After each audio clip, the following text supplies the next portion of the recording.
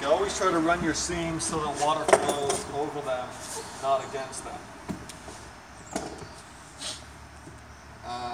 Okay, we have two seams. This is going to be called a T-joint, where you have two seams crossing.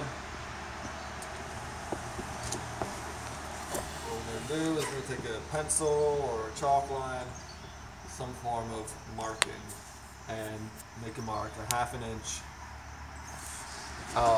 every 3 or 4 feet, something like that. If you're good, you can go every 6 feet. I'll take a big stretch of tape. It's better than snapping a line? I think so. If you snap a line, you got chalk in there, and don't use a lot of chalk. Use a faint line.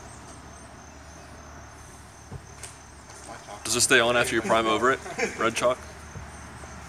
Usually enough to see it. A pencil, I think you can usually see it after you prime better than a chalk line, I think. That's our current recommendation. What helps to hold the rubber back then is just put a bit of primer on the top like that, and then that should stick to itself once it's dry. Once it's dry. Should wait to itself. I will do this one first.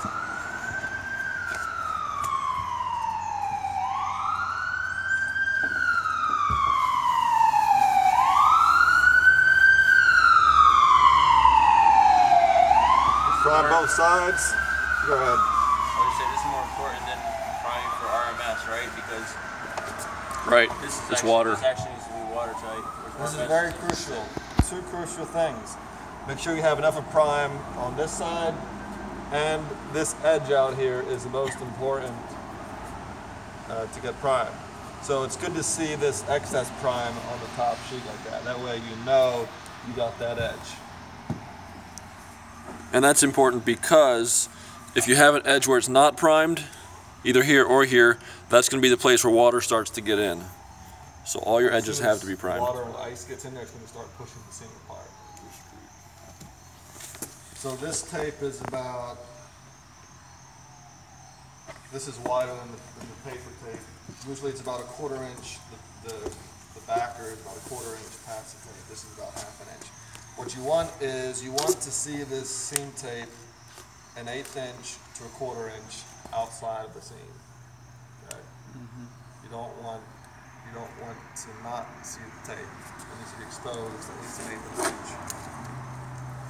So that's why the marks are a ½ inch out, and if the tape is a 1/4 inch, if the backer's a 1/4 inch out from the tape, then you'll have a 1/4 inch exposed.